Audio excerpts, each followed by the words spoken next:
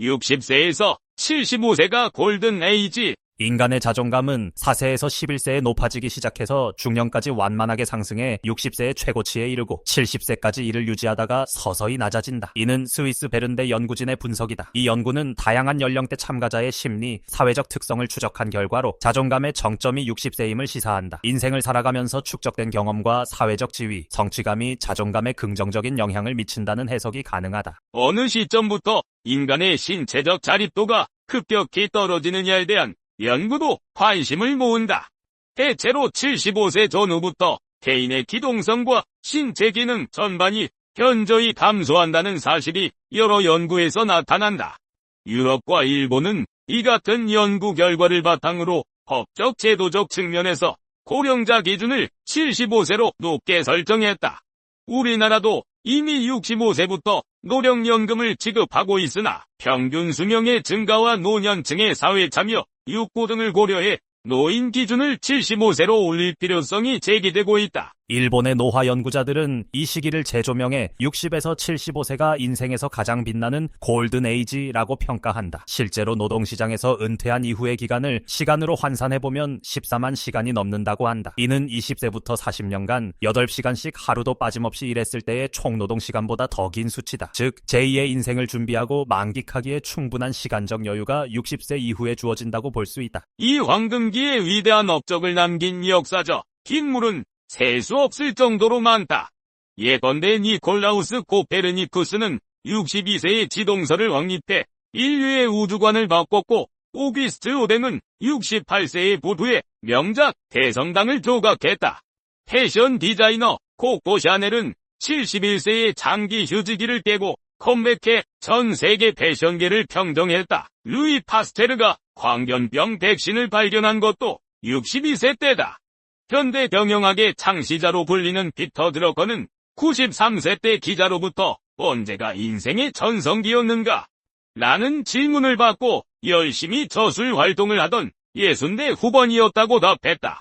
103세인 김영석 연세대 명예교수 역시 내 삶의 황금기는 60세에서 75세까지였다고 회고했다. 첼로의 성자 파블로 카잘스가 90세에도 하루 6시간씩 연습하면서 나는 지금도 조금씩 발전하고 있다고 말한 일화는 익히 알려져 있다. 카잘스의 말은 단순한 정신력 혹은 근성의 표현이 아니라 인간이 가진 잠재력과 자기개발의 끝없는 가능성을 시사한다. 나이 든다고 해서 모든 것이 쇠퇴만 하는 것은 아니다. 그 시기를 어떻게 맞이하고 가꾸느냐에 따라 얼마든지 새롭게 황금기를 창조할 수 있음을 보여주는 대표 사례다. 그렇다고 나이가 들었다는 이유만으로 자동으로 존경받을 수 있는 시대는 이미 지났다. 자칫 잘못하면 노욕, 노탐, 노취에 빠질 수 있고 자기중심적 사고에 갇혀 시대에 뒤처진 꼰대 소리를 듣기 십상이다. 현대사회에서 노년층에 대한 인식은 크게 달라지고 있다. 현역 시절의 경험과 지식을 살려 사회적 멘토로 활약하거나 자원봉사 및 공익적 활동을 통해 자신이 축적해온 자산을 나누려는 액티브 시니어가 각광을 받고 있다. 이렇게 사회와 조화를 이루며 자신만의 가치를 재발견하는 이들을 시니어 프루너라고 부르기도 한다.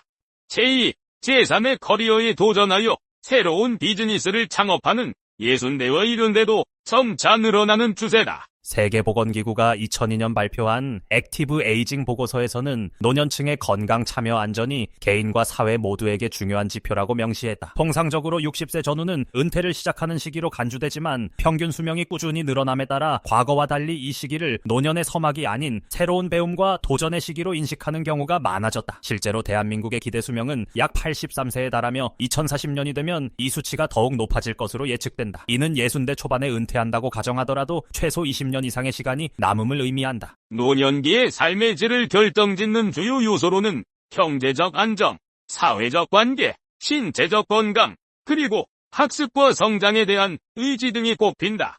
자신의 적성과 흥미를 살려 제2의 커리어를 시작하거나 과거에 못다 이룬 꿈을 다시 펼쳐보는 일이 가능해진 시대다. 또한 나이가 들면서 축적되는 노년의 지혜는 단순히 정보나 경험의 축적에 그치지 않고 타인과 사회를 바라보는 넓은 시선과 포용력, 통찰력으로 이어진다. 하지만 이러한 통찰은 저절로 쌓이는 것이 아니다.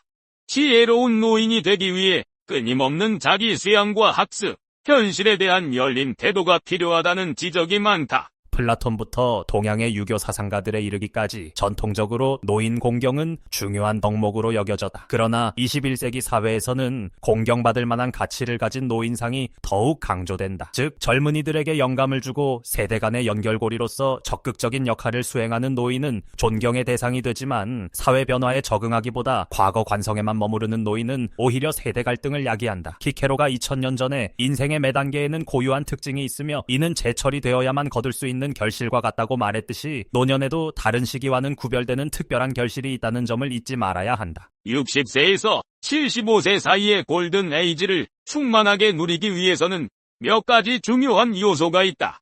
첫째, 육체적 건강 관리다.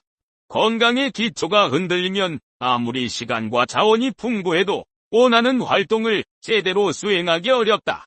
하루 30분 이상의 가벼운 유산소 운동이나 스트레칭, 근력 운동 등을 꾸준히 실천하고 균형 잡힌 식사를 유지하는 것이 핵심이다. 둘째, 마음의 건강 역시 소홀히 할 수 없다. 자존감을 높이고 긍정 심리를 유지하기 위해서는 감정 조절 능력과 대인관계 능력이 필수적이다. 셋째, 평생 학습과 지적 호기심을 유지하는 태도가 필요하다.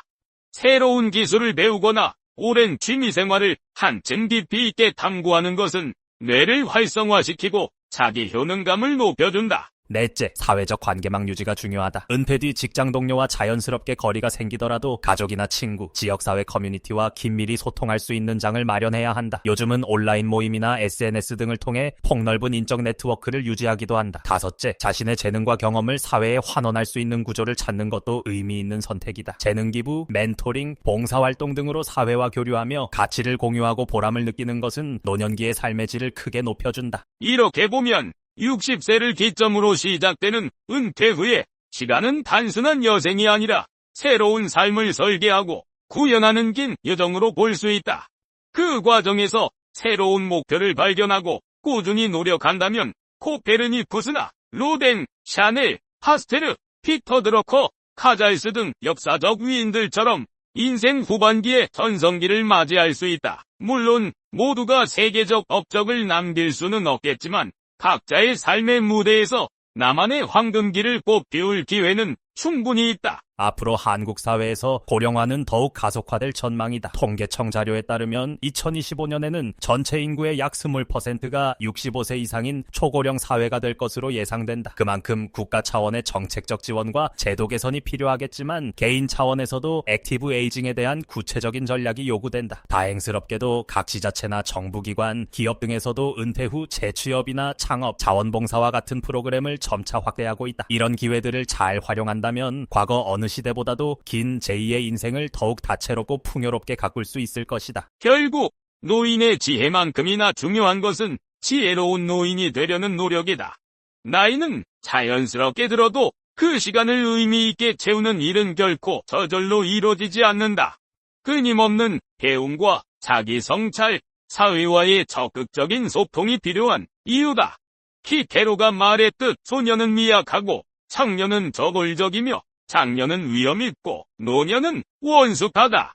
이 원숙함을 꼭 비워내는 사람이야말로 젊은 세대에게 귀감이 되고 자기 자신에게도 깊은 만족을 안길 수 있다. 60세에서 75세, 이 시기를 인생의 황금기로 바라보고 설계하는 사람들에게는 인생 후반이야말로 새로운 도전의 장이고 더 높은 비전을 품을 기회가 된다. 사회와 단절된 차에 지나간 영광만을 되짚는 폐쇄적 노년이 될지 아니면 앞으로의 인생을 더욱 빛내는 황금기로 만들지는 결국 스스로의 선택에 달려있다. 그렇기에 오늘을 살아가는 시니어들이 카잘스처럼 나는 지금도 조금씩 발전하고 있다 하고 말할 수 있는 지점에 도달하기를 기대해본다. 그리고 그들이 이룩하는 제2의 전성기는 자신뿐 아니라 사회 전체에도 큰 자산이 될 것이다. 안녕하세요. 지성의 숲입니다. 지금까지 6,400개가 넘는 영상을 올리고 5만 명의 구독자 여러분과 함께할 수 있었던 것은 모두 시청해주시는 분들의 관심과 성원 덕분입니다. 앞으로 더 가치 있고 유익한 콘텐츠로 찾아뵐 수 있도록 최선을 다하겠습니다. 유튜브에서 성필원으로 꼭 검색해주세요. 그리고 좋아요와 구독 버튼을 꼭 눌러주시고 앞으로도 꾸준한 관심과 응원 부탁드립니다. 여러분께 진심으로 감사드리며 계속해서 함께 성장해 나가길 바랍니다. 고맙습니다.